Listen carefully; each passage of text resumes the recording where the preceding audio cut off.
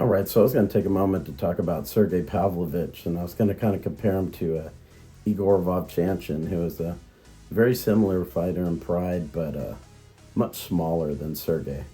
But similar in that he came out of nowhere, fought in a very similar manner. He threw a lot of punches, not many kicks. I think in his 56 wins, he had 41 knockouts. Pavlovich has 17 wins, 14 knockouts. So very similar in that they kind of came out of nowhere. Pavlovich lost his first fight in the UFC to Alistair Overeem, and then has ripped off, I think, 5 or 6 knockouts in a row. So they're very similar fighters. Vovchanchyn from the Ukraine, Pavlovich from Russia.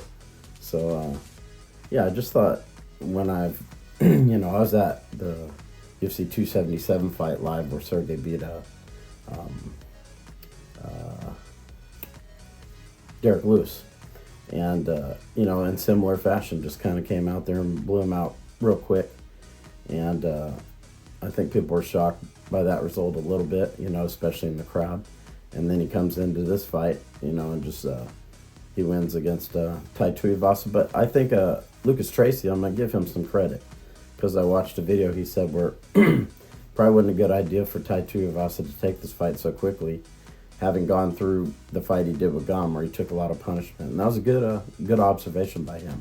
I think you got to give Lucas credit. It was a good observation for him to look at, because this guy was a big guy, a big heavy puncher, and very accurate. And Tuivasa got blasted out of there real fast. So Lucas Tracy, got to give a tip of the hat to him. You can find him on TikTok here, and I thought that was a great pick by him. But just an interesting comparison from someone like me who's old school.